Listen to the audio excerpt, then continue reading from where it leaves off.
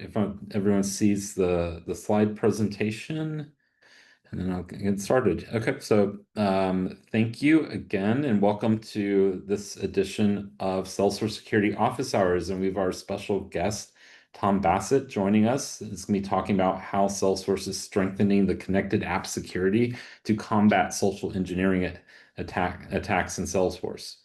So, just to go over the agenda for today, as always, first we always like to review is Salesforce Security Officers, why does it exist, some rules of engagement, introductions. We always like to do a recap of last week's session and something that recent news. And today we'll be talking about the Jaguar Land Rover breach.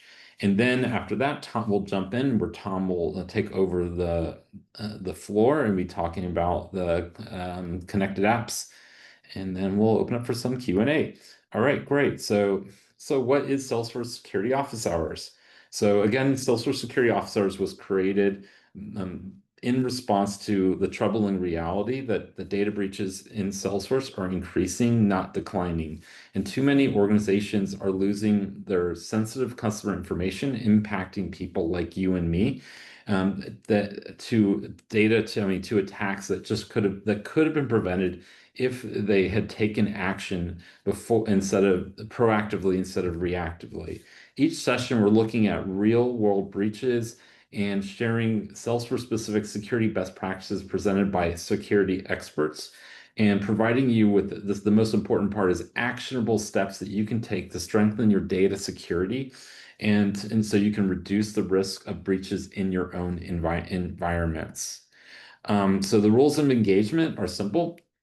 First, be respectful to others. It's an open engagement, open forum. So if you have questions, feel free to ask anytime. Just raise your hand.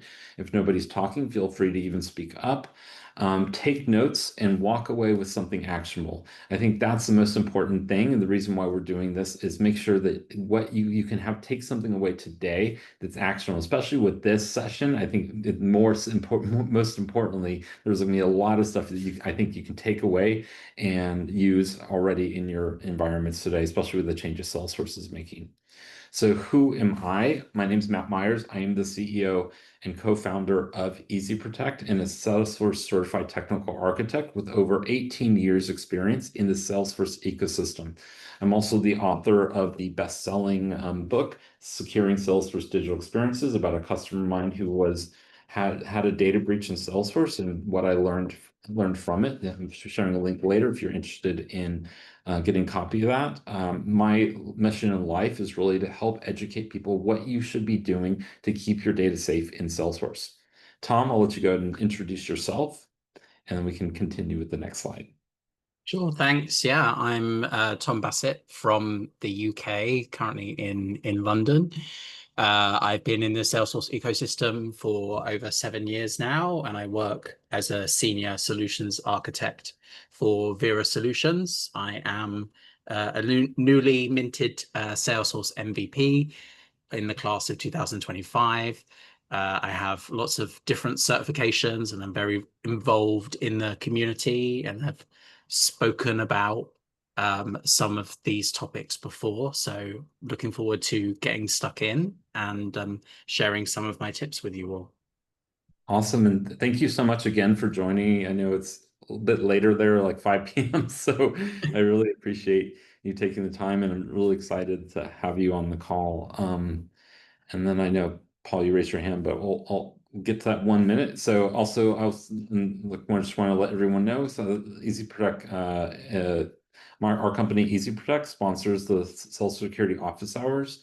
So just always like to let everyone know, Salesforce currently doesn't scan files for viruses or links that are uploaded to Salesforce and digital experiences, email to case, or anything. So what we do is we help protect your Salesforce data from viruses and phishing in Salesforce. So if you're interested, you can always click on the QR code there to learn a little bit more and get a free security assessment. We also help you in that assessment to really understand if you have other types of risks. Even if we don't sell a product for that, then we can direct you what you should be looking at if you are interested as well. And that's a free service we offer.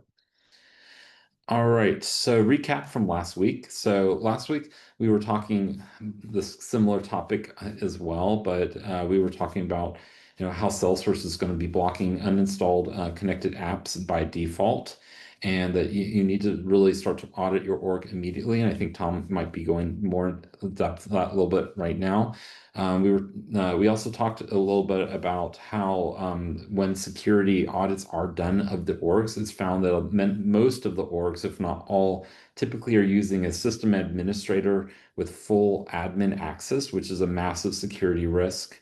And so the guidance really was of the session is you should be looking at for your integrations, looking at using minimal access users with the integration user license only instead of using full Salesforce licenses with full sysadmin access to limit the exposure to your data. And also the last thing I think that was just briefly mentioned was Salesforce is going to be discontinuing the SOAP login function for the SOAP API. And so you should start thinking about migrating any SOAP API integrations to OAuth or looking at other APIs like REST instead of using SOAP. So if you want to watch that session, you've got the QR code right there. All right, so hot off the press, another breach, unfortunately. It looks like Jaguar Land Rover was just similar to all the others, was victim to another voice phishing or vishing campaign that was conducted by Shining Hunters. This one was actually pretty major because this actually caused them to actually have to shut down some of their production lines. And it's so far it's costing them millions in lost revenue and estimating that it could reach over in the billions for the overall for the impact of shutting these down, including having some of their suppliers that could potentially be facing bankruptcy or worse, having workers that are doing layoffs. So this is another example of a really bad impact that this breach can have. And before I was talking about these breaches impact people. Well, some of the things that people don't think about is the impact of the companies and then the people that are getting laid off, and then how are they, supporting their family if they're being laid off. So this is like real damage is happening to real people, even the employees of the company, not even just the people that had the data exposed. And so we're going to go update at the slide that no one wants to be on. So this again is just an example, the example of these are all the brands that have been breached recently. A lot of people say that this cannot happen to you. Maybe this is just somebody else. Well, look at the brands on here. Even Google now is on this list. If Google can be hit, Cisco can be hit, Disney, Coca-Cola, Alliance, as we talked about, my data is in that breach, then your company can get hit. So it need to take that change that mindset to what can I do to prevent a breach instead of thinking, hey, pushing the buck down the line, saying, well, it's not happening to us. We're smaller. We're not visible. But there's been hundreds of companies now that are on there that haven't even been published that are being affected by these breaches. So don't get on this slide. All right, so I think, and now going to just a little bit of metrics, so always like to talk about metrics before we get into it. So why does this matter? So as we're just looking at, there's 204 days on average time to detect a breach. And then imagine how much damage someone can do. I mean, look back on that previous slide. I think it was Coca-Cola that it was almost a year that before they even found the breach, how much data people can take. And that's because people are not really monitoring appropriately. They're not looking into what's actually going on in their environments. There's no reason why you shouldn't be able to detect within a reasonable amount of time if you had a breach. Also, 74% of the breaches involve human elements. I was just on a talk with super moms, and we were talking about how the biggest, I would say the biggest vulnerability you have are your internal users, because your internal users have all the access to all your data. And if one of those users gets breached, that's where the big data breaches happen. It's not really coming from the outside, it's your users getting tricked with these phishing and vishing attacks, and they are opening it up. So you want to make sure you keep your users to have only the data they need access to instead of giving them access, for example, to all of your accounts, all your contacts, because you're just making much bigger attack surface than if you give them just the data they have. So, and then I think this is the last two slides before we get into the topic at hand, but it says Google's threat intelligence group identified that there have been over 700 organizations impacted in an August 2025 Salesforce breach campaign where attackers used compromised OAuth tokens from the SalesDrift integration still data. Basically, what that means, SalesLoft was an app exchange package, and those OAuth tokens that SalesLoft controlled actually got compromised because of a breach. And so this is another example here where you want to be thinking about your app exchange partners. What kind of access are you giving your partners? We were talking about last week's session where we're saying many companies give full admin access. So if your partner got breached and you gave them full admin access to your org, then that attacker has can walk and get anything out of your org. But if you're just limiting to that small set of data, then that breach is going to be a lot less. And I think that's a big lesson learned here for thinking about all of your App Exchange partners. What kind of access do they have to your data, and what would happen if they got breached? Okay, great. So I'm going to turn the mic over to Tom, but I believe Paul had a quick question. I wanted to let him answer before we got started. If Paul, if you wanted to ask. No, I didn't. I hit the button by mistake. Sorry, Matt. Okay, never mind then. Never mind then. So, someone asked really quick, and sorry, Tom, this quick question. This is what we do, try to answer questions as we go along before we get into topic. So, how does EzProtect help with suspicious URLs? It says the FBI had its reporting link redirected for malicious reasons. And there's like an Apple link here someone shared. So basically, just really quick, EzProtect with suspicious URLs. Basically, what we do is if you have any kind of URLs being coming into Salesforce, we have the ability to allow you to rewrite that URL automatically to a safe URL when it's saved in Salesforce. So when someone clicks the link on that URL, what happens is that URL would be scanned in real time. And if that the URL is detected to be a threat, then it'd be blocked from the user will be blocked from accessing the URL. If it's not a threat, the user will just be redirected to the page, and so they don't even know it's there unless a threat is found. So, all right, I will go ahead and let Tom can go, and just let me know when you want me to advance your slides. Okay, sure. Thanks, Matt.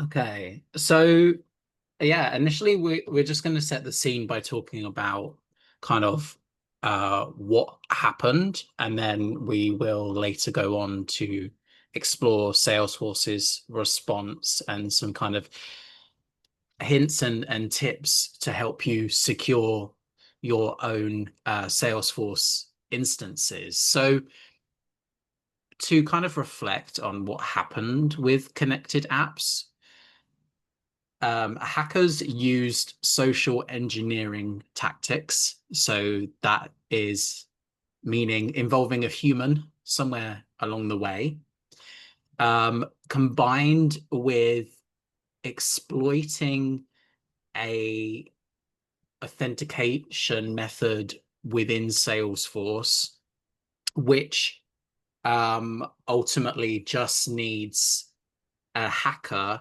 to work out the my domain of a Salesforce org and the client ID of a connected app that supports the OAuth device flow.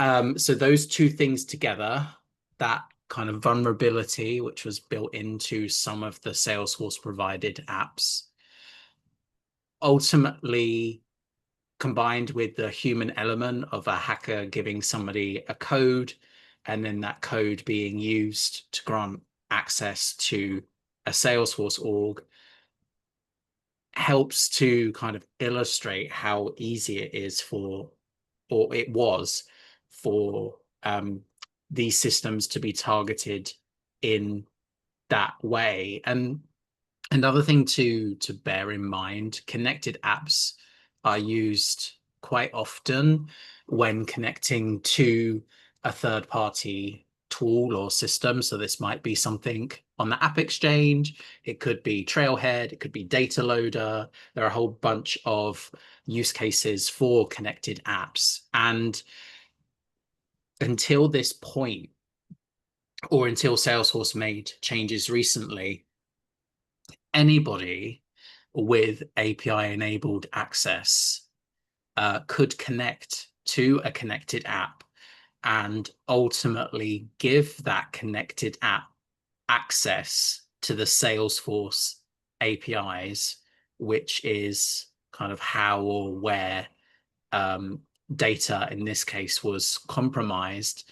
And another thing about connected apps, when you install them, they default to all users may self-authorize rather than the more restrictive permission, which is admin users are pre-authorized.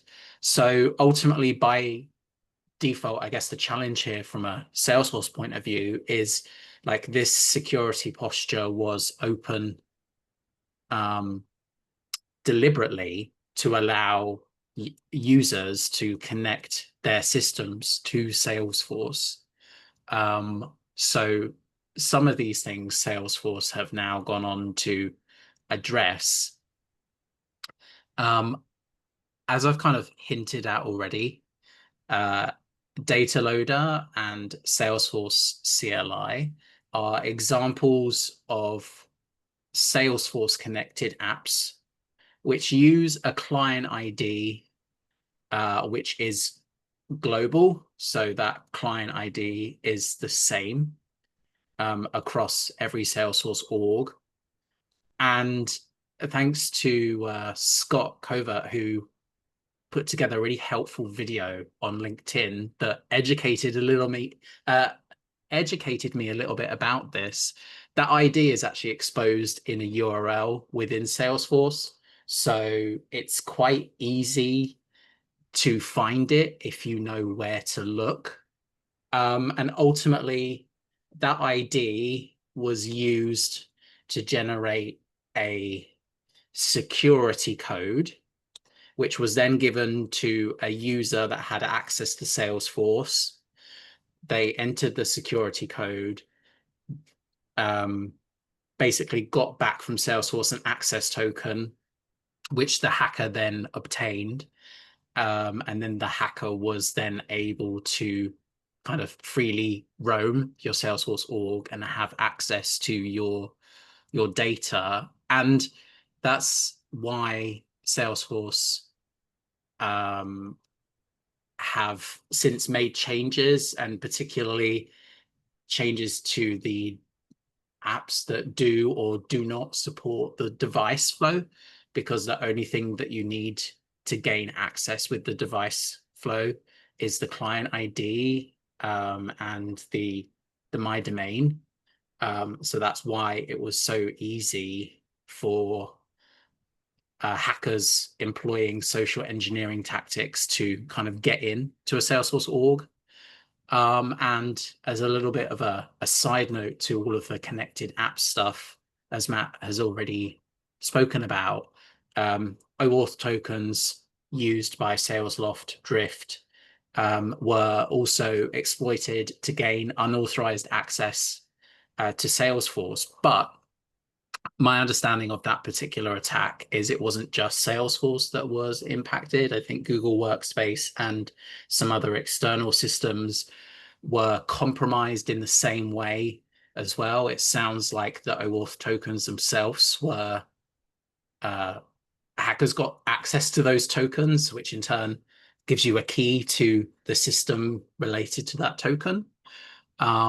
So that's the first bit of what we're going to be talking about today. Maybe, unless there's any thoughts or questions. I think there's a couple things. Yeah. Well, one I wanted to ask just to clarify, and mostly for everyone on the call that's not OAuth experts. Yeah. On the device flow. And, from my understanding, and make it a little bit more simple for people, is the device flows, for example, like when you're trying to authorize your Apple TV or your Netflix, right? And then your TV shows you like a 4-digit code, and then you just put that code into your phone. And then that's basically giving Netflix or whoever access into your account so that it can access your account, log in, and then show you your movies. But in the Salesforce world, that's basically giving that code is basically giving that attacker access into your org. Is that right? Yes. And it was very insecure, so that's why Salesforce decided to get rid of that because it was just too easy for attackers to basically take advantage of that and then getting access to people's, or especially people that don't understand, what was really going on, and they were posing as like IT staff and so forth, right? Yeah, exactly. And I can show that once we got through the slides. I have Got it. Got an it. org. Yeah. If we did have one more question from Olivia, she's saying, is there a quick way to query connected apps in my org with the all users may self-authorize? Yeah, I would have to check what is or isn't supported by the APIs on that one, but let's take a look at that in a few moments when I'm planning to jump into the org, and I can start to show you some of these things firsthand. Does that sound like a good plan? Yep, I think Yeah. that could work for hopefully work for Yeah, Olivia. And thank also you. one other Just a thing lot to look through. Yeah. yeah, oh yeah, there is. And another thing I think I've mentioned, if I hopefully I'm not stealing your thunder, Tom, is there you could also go to the OAuth usage in your org and you can see all the apps that someone has installed in your org of all your users and if there's actually being used or not. So and Yeah. yep, and then Eric Klosterman has one quick question. You want to go and ask your question, Eric? Yeah, well, I was just to kind of add on to Olivia's question. When I look at the connected apps OAuth usage, there's I mean, maybe it's just my org, but like a lot of the connected apps don't have the manage app policies link, so you can't go in and change that all users may self-authorize setting, at least from what it looks like to me. So I was wondering if if there's a different way to do it, or if there's another strategy to kind of keep those locked down. That was my question. Yeah, sure. So if you don't have the option to manage the policies, it means the app is not installed within your org, which until Salesforce made recent changes meant that somebody could connect your org to the app freely without getting admin approval. Something to consider with that, and this we're going to cover in a little bit as well. If you don't recognize it, you can block it. If you do recognize it, you can install it. And once it's installed, you'll then be able to adjust the policy. So I guess those are the main options, but perhaps mull that over as we talk about what Salesforce did in response, because they have changed some of the behavior there, which we'll get onto on the next slide. Yeah. Okay, great. And also just to let everyone know, Jerry, thank you, answered the question about the connected apps and where you can find them. So I just posted that answer in the chat for everyone. All right, let's move on to the next slide. Okay. And Tom, we'll answer your question after we get to the next topic. Sure. Yeah. So in response to the recent social engineering tactics that were applied and proven to be quite successful for the hackers in this case, Salesforce have made a couple of changes to enhance the security of connected apps in general. The first one is you can no longer connect a connected app to Salesforce if it is not installed. So the example that we were just talking about just now about the app that didn't have the app policies, that would have been connected presumably like before the change. And as a result, it's showing the connection there and the particular user that is connected. Going forward, you need a specific permission, which is called something like approve uninstalled connected apps, which by default Salesforce only give to the system administrator profile. So gone are the days when anybody could just connect any app to Salesforce. Salesforce have essentially changed that behavior. And the other thing that they've adjusted, and Matt, I really liked your example of the smart TV using the device flow, because that was my example as well.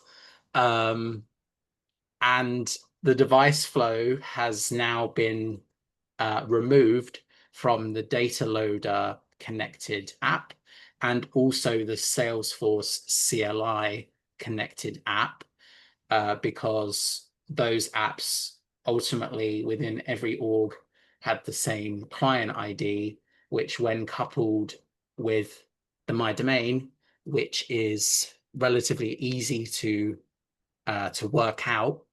For example, Coca-Cola's is probably got the word Coca-Cola in it somewhere. Could be employed with those social engineering tactics to gain access to a Salesforce org. It looks like we've got a couple of questions.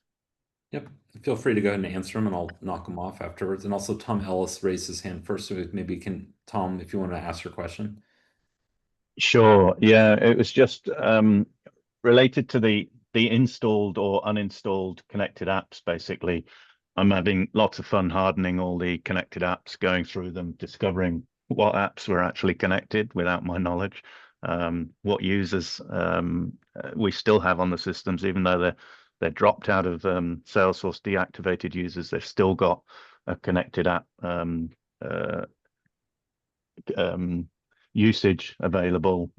They've not been revoked, so pretty poor maintenance by me and my team, really. But my question really is we're installing the apps now, and that's great because we can choose which apps we install, which users can then use them. We're creating custom permission sets for each of those apps, and then managing the assignments on those custom user permissions. So it's hardening it up great.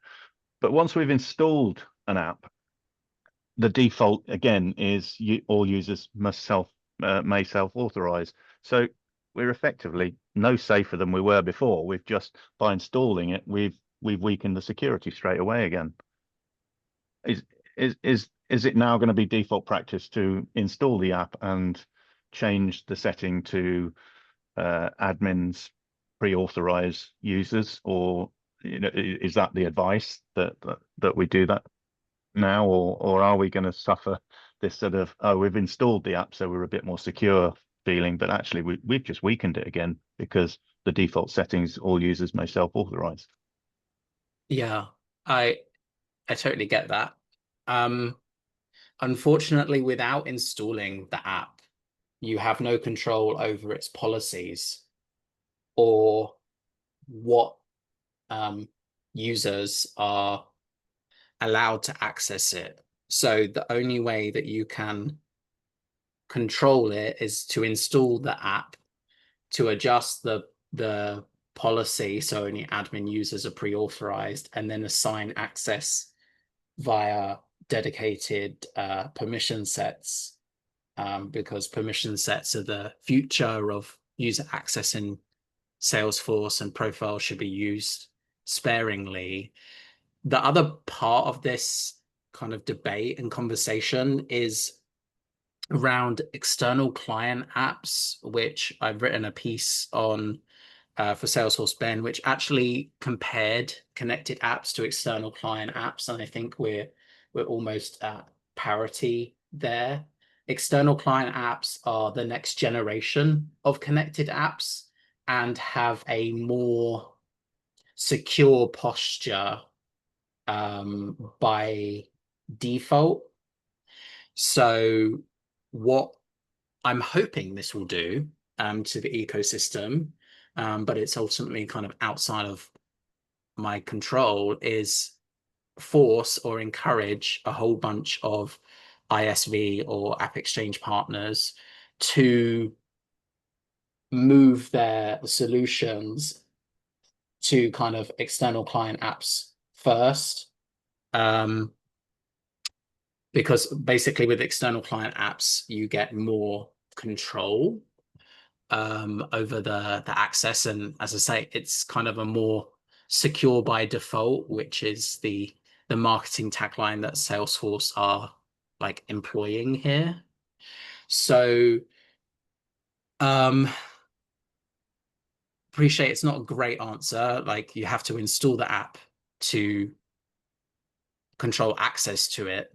But it does mean that as part of that process, when you install it, you should revoke the access kind of down to just Salesforce admins being pre-authorized, and then anybody else with a permission set. I think we've touched on a couple of other things which are in the next slide. So maybe if we could move on to that slide, and then Move Sorry, on. And also, Tom. if you want to look at Olivia's, I think it's right on topic what we're talking about right now, and actually a little concerning Yeah. her question that she put. So maybe, and I don't know if you want to answer it now or you want to do your slide first. Yeah, I can answer it now. So yeah, approve uninstalled connected apps is a permission which Salesforce have deliberately decided to only give to system admins. So it shouldn't really be given to everybody as a standard rule or best practice. Use any API client is a permission which overrides protections in the system and allows a user to connect to any connected apps. That's my understanding of that permission. So that permission kind of almost, it's going to be a very technical term, right? But it gives me the ick when App Exchange partners are suggesting to give those permissions. It's almost like some App Exchange partners that I've heard about that insist on users having customized application or something like that, which only, again, system admins should have. Or sysadmin access Yeah.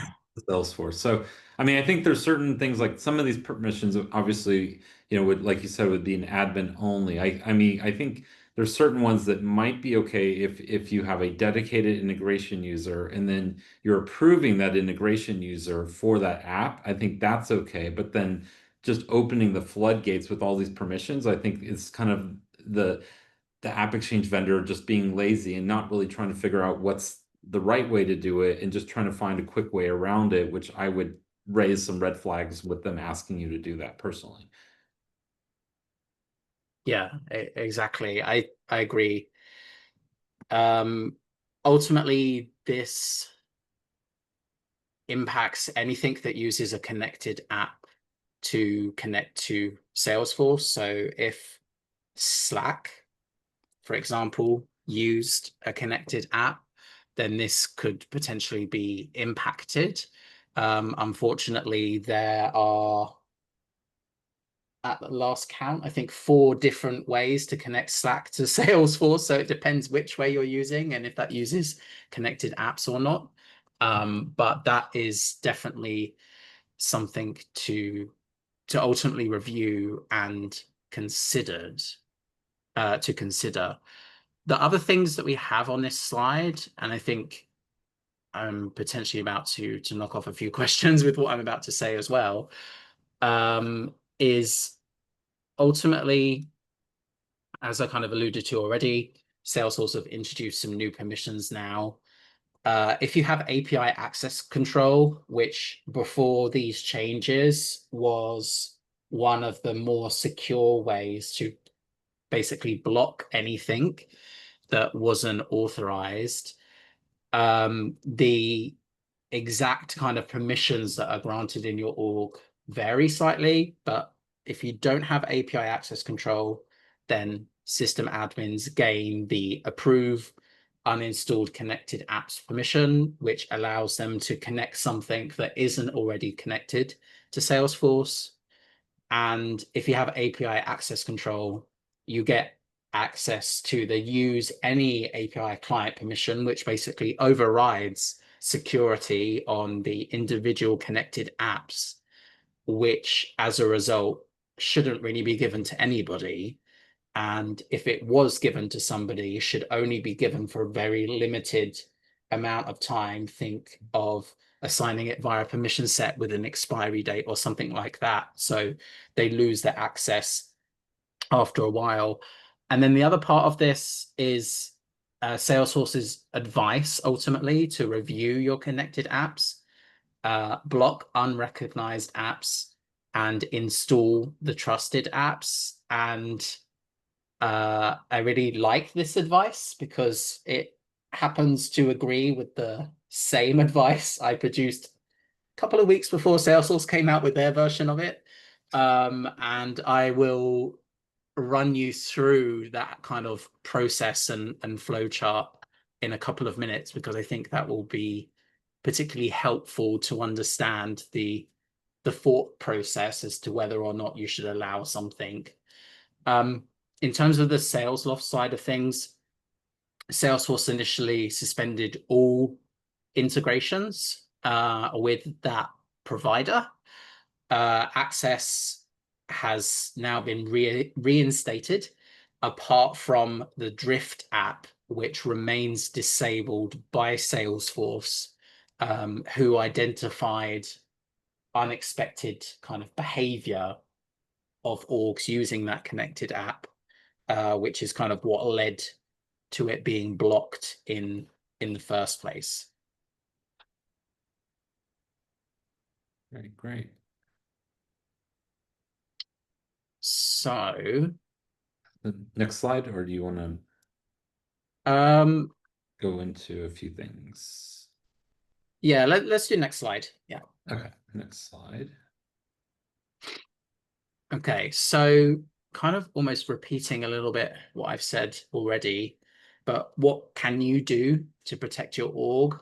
First things first is review your connected apps, block unrecognized apps, and install the trusted ones. Something else which is coming out as part of this, which is certainly kind of an admin fundamental that Salesforce have been banging the drum about for a while, is applying the principle of least privilege. So at worst, if somebody's access is compromised, then the attack surface of that attack is lower, because the user only has access to the records they need, not all of the records in the system, for example. Training users on cybersecurity is super important as well. Ultimately, the threats that we face in regards to cybersecurity will continue to evolve and will continue to exploit parts of systems that have kind of always been that way since the beginning, and ultimately challenge providers to change some of those default behaviors, like Salesforce had to do with connected apps. With your connected apps, you can rotate the consumer key and consumer secret. And from a recent release, you can do the same with your external client apps as well, which are the new generation of connected apps.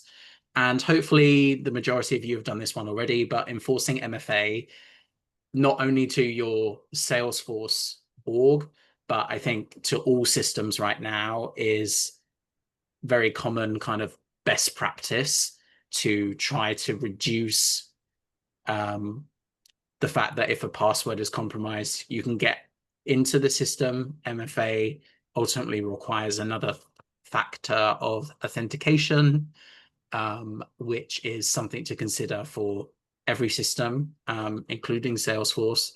And another part of this is you should perhaps consider moving some integrations between external systems and Salesforce to external client apps. And it was actually Francis Pindar who posted about this on LinkedIn, a guide on how to block the standard Salesforce data loader app and make your own version, and feed the client ID and client secret into your data loader application, which would be specific to your org. That was one of the suggestions. Yeah.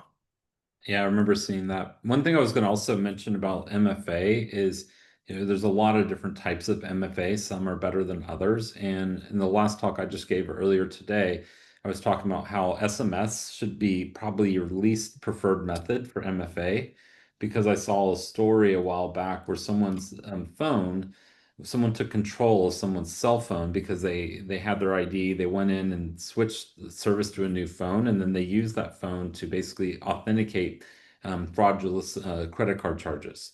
So if someone was really wanting to target someone in an organization and knew they had, were trying to get in, and they knew that person, they got that person's information, they could probably do something similar. So I think having the token based like authenticator or even a hard token is a lot more secure than just using an SMS or email even. Yeah, I totally agree there. And that's actually why Salesforce don't support some of those weaker methods for MFA. Like Salesforce leans into one-time password generator, a built-in authenticator, Touch ID, Windows Hello are examples of those. And also those security keys, which I can only seeing kind of getting more common, like a physical security device, as time goes on and as attacks get more sophisticated. Yeah, exactly. So I don't know if you want to jump into what you were going to do in the org, then we can answer questions, because we're about 13 minutes away from the end of our time today. Sure. Are you able to stop sharing? There you go. There you go. Thank you. You have the ability to share now. Yeah. Okay. Can everybody see my screen? Yep, we can see. Okay, so I'm going to run through some resources and then jump into an org and show you some bits and pieces. So the Salesforce help documentation around the OAuth 2 device flow removal is available and goes into the details around that particular change. And there is an equivalent one for the Salesforce CLI as well, which is the command line interface. In terms of this page within Salesforce, I wanted to show it because this was how somebody from outside of a Salesforce org could basically post a request to your My Domain using that client ID. It generated an 8-digit code. They could then phone somebody up within that organization who would enter the 8-digit code here. They would press connect and they would poll Salesforce for the authentication token, which Salesforce would then provide.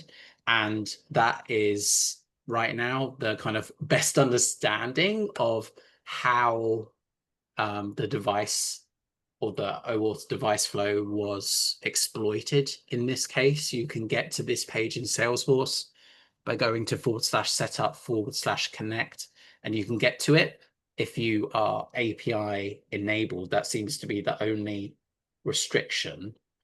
If you try to connect to a connected app that you're not allowed to, then I would expect the flow to fail later on once you've actually entered the code.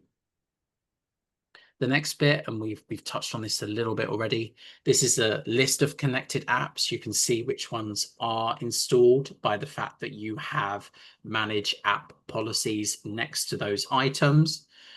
If you see something here that you don't recognize as an admin, you can block that app or you can install that app.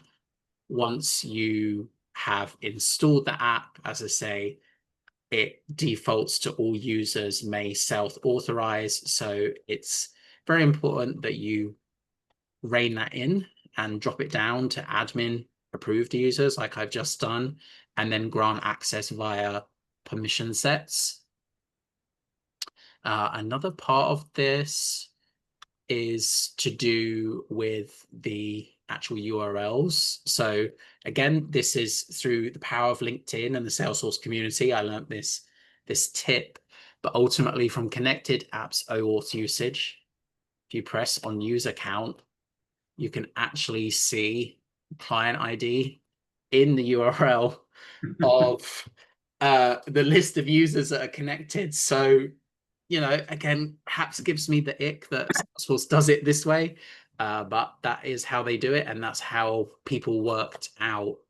Actually, sorry, it's this one. How they worked out what the key was, and the fact that that key was the same across every Salesforce org. The other part of this is external client apps, which, as the newer version of connected apps, has a slightly snazzier, lightning-friendly interface. And this is actually something where I've borrowed Francis's instructions and have created a data loader external client app, which is applied to the system admin profile. And then admin users are pre-authorized is the setting against that one. And then the other part of external client apps, like you can with connected apps, you can see the OAuth usage and go into the user count to see who is connected. Again, slightly friendlier interface here, like you can bulk revoke, and there's no kind of funny business going on in the URL, which kind of makes things a little bit more secure. And the last thing that I'm going to touch on before we kind of mop up any remaining questions is this article, which I wrote. It was aimed at Salesforce admins and enabled them to review their connected apps. I think this bit is probably the most valuable bit in the article, which basically guides you through the process of figuring out if you recognize the app or not. Ultimately, if you don't recognize it and it hasn't been used recently, block it. If you do recognize it, install it and set to admin approved users once you have installed it, and then consider additional protections like high assurance session settings. So that's available on Salesforce Bay and the Salesforce Admin's Guide to Auditing Connected Apps. In terms of, could you go ahead and share that in the chat if you could, yeah, for everyone? Yeah, it'd be easy. Thanks. Yeah. Cool. I'll pop that in the chat and we'll see if we've got any remaining questions. All right, and we'll add to this. All right, great. And we do have a few questions. So it looks like at the top, you want to start with Rachel's. Yeah. Okay. So yeah, Salesforce are retiring the I think it's called flow interaction user or something like that. It's a checkbox on the user level that right now controls access to flows. The advice from Salesforce is to make sure users have permission to run flow or manage flow from app permissions to make sure that you are prepared for that release update. Make sure that you enable and test those release updates in your sandboxes before doing anything in a production org. Yep, great. I think Jerry will skip yours for now. And if there's time, we'll have a little discussion around that, a little bit long, but maybe you want to jump to Dan's question there. Yeah. Okay. So in a scenario where a dev has Sysadmin in a sandbox. See, I read that and I was like, solution architect in a sandbox. Do you have any thoughts about how best to create transaction security policy to prevent users from installing a connected app, maybe blocking the creation of a record in the connected app S object? Okay. So that's definitely leaning more into the developer side of things.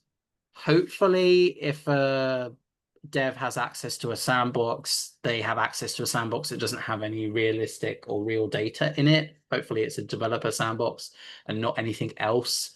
If it is a partial or full copy sandbox, then ultimately you really need to trust them to give system admin access in the first place, because you're not only giving access to the sandbox, but you're also giving access to potentially records that may or may not be masked by Salesforce.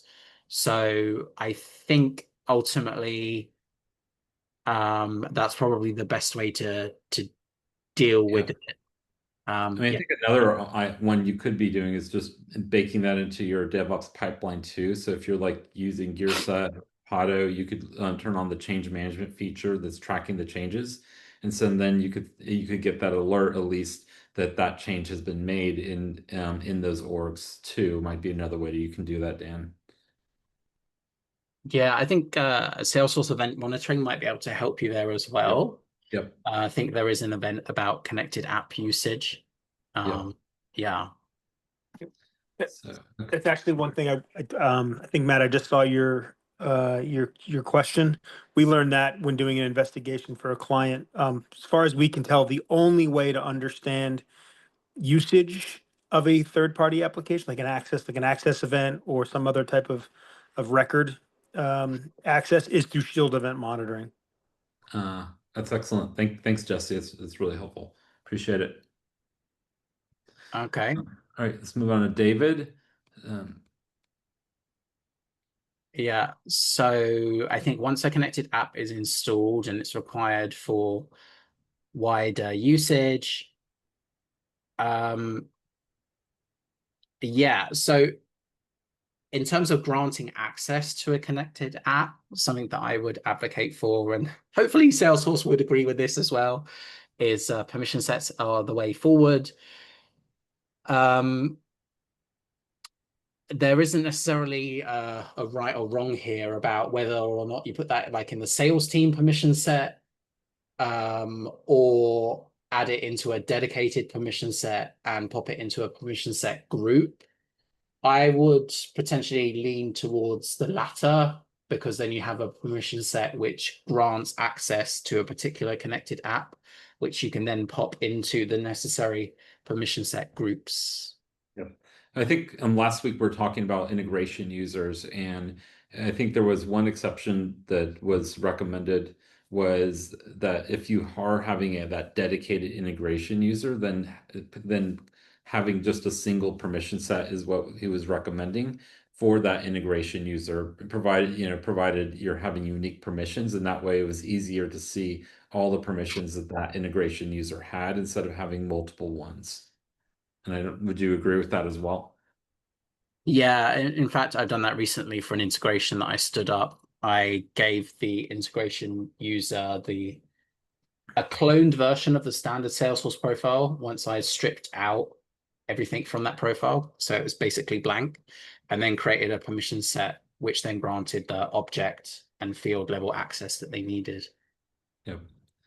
All right, great. So let's move on to Rachel's question. What is the impact on existing users who were previously connected once the app is installed and the permission set is granted?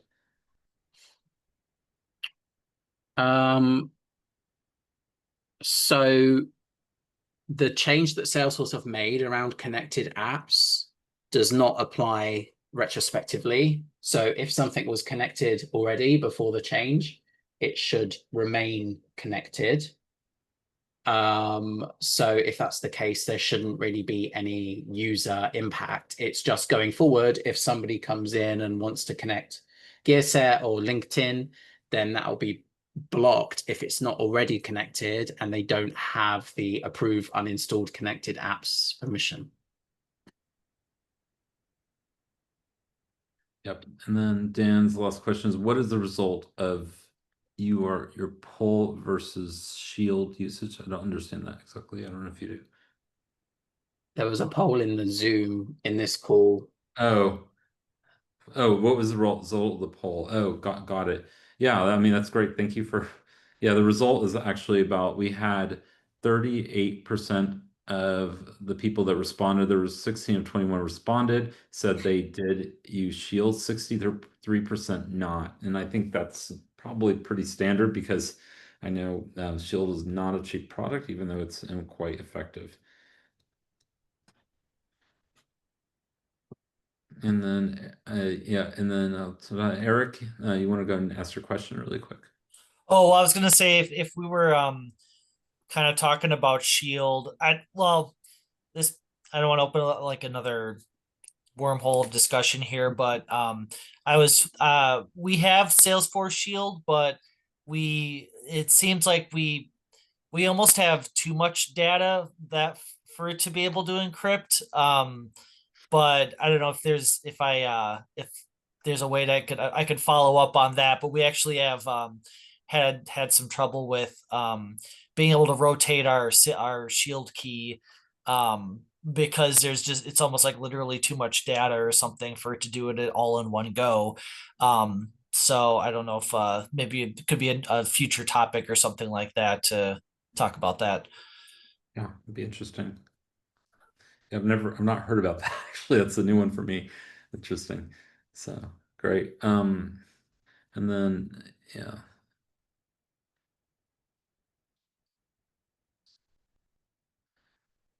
Yeah, and Dan, I think was just saying that when you change from all users to admin approved users, then all users with OAuth are reset and need to re-authenticate. So yeah. Yeah, that's true. And thanks, Jari, for providing those clarifications around event monitoring and the fact that a transaction security policy cannot block installs, but it can block a specific type of login. Yeah. Yeah, my pleasure. Yep. And I think we're just about out of time, but I mean, if people want to sit, want to stay, that's fine. And Tom, if you still have a little bit of time, if you want to maybe have a quick discussion with Jerry there with the longer comment. But first, before that, I'll just let everyone know I popped up some of the resources on the page here. So we've got my book for securing Salesforce digital experiences, some more security resources that we have on our site. And also, if you want to follow Tom on YouTube, there's his QR code there.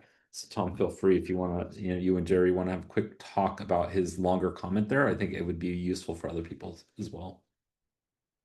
Yeah, sure. Let's dive into that one. So the comment itself is around permission changes to install apps is only a kind of thin new security layer to make it more difficult. There are ultimately targets within an enterprise's system that are still available for the taking for malicious apps or actors, like for example the Salesloft drift data breach. Let me say that again, which ultimately exposed OAuth tokens.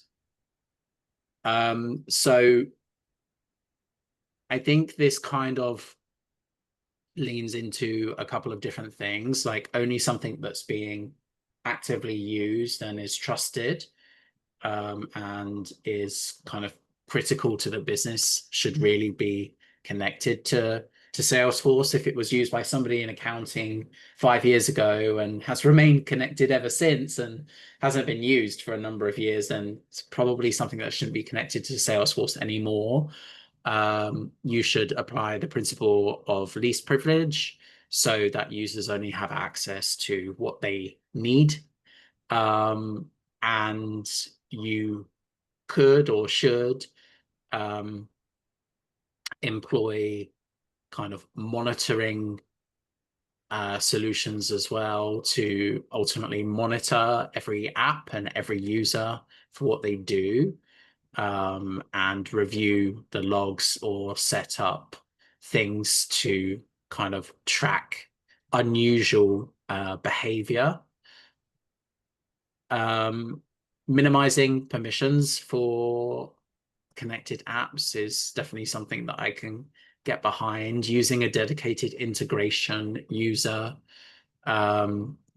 is a good suggestion, considering Salesforce give you 5 of those for free. Now using I think it's the minimum access API only user license. It's got a very long, snappy name, something along those lines. Can be used and is given to certain editions. Salesforce give 5 of those licenses. You can buy additional ones. And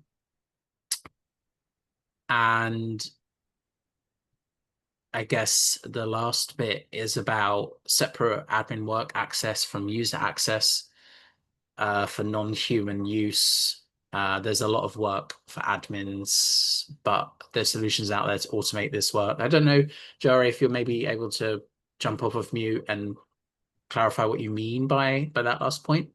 Yeah, thank you, Tom, and thank you, Matt, for a great conversation overall, and always advocating for better security. This is Yari. So what I mean by the separate admin account and user account, that often, and this is a decision often driven by cost, because the Salesforce licenses are quite expensive.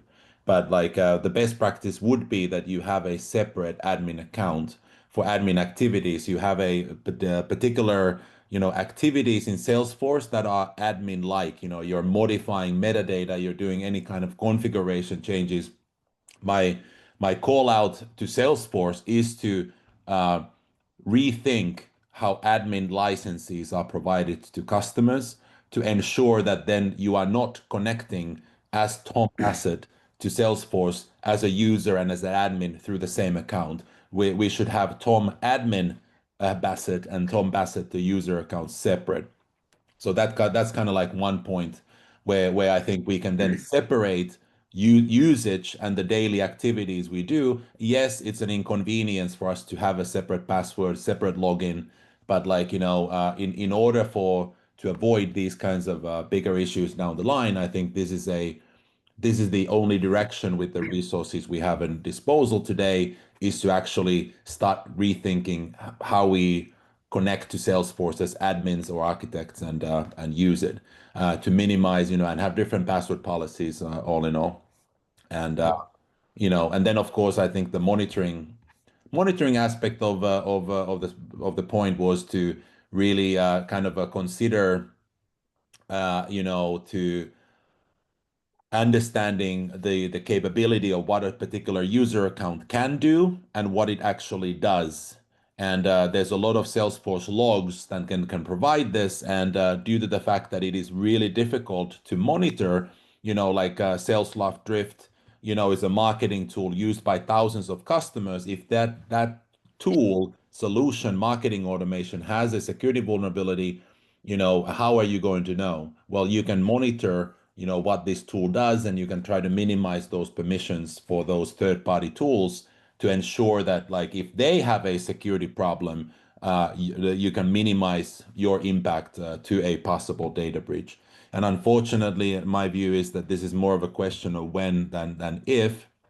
Unfortunately, if we see the volume of these kinds of issues. But anyways, that's my point. Hope it helps the community, and thank you, Tom and Matt, for a great chat.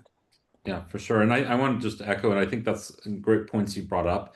So like, I mean, if you look in the Microsoft world, for example, working at large enterprises I've worked at over the years, when you had someone that was doing support or an admin, they would log in with a non-privileged account for their normal day-to-day work that they're doing. And then only when they need to do elevated work, they would log in as an elevated user. But of course, doing that is expensive for companies to do, but also at the same time, I think I might argue, a $9 million to $200 million breach is much more expensive than a $3,000 license. But also not all companies have the resources to be doing that kind of thing. And I think what happened with the Salesloft breach is actually every ISV's nightmare of all of your tokens getting out there and everyone access all of your data. I know that's why we double encrypt and do a lot of other things to obscure our tokens as much as possible. But I think that goes back to that echoing to protect yourself by giving your vendors, separating your vendors out, use those integration licenses. Don't give sysadmin access to all of your ISV vendors. If your ISV vendor says they need a lot of access, challenge them and find out what is the reasoning for needing this elevated access, because unless you're doing data backup, I would challenge that you need sysadmin as an ISV integration, or even any kind of really truly elevated access. And so those are kind of the things I would echo, closing all of this out. So, okay, so great. So I mean, I think we're pretty much over time here, but really quick, is there anyone have any last minute questions they want to ask Tom before we jump off and close the session out?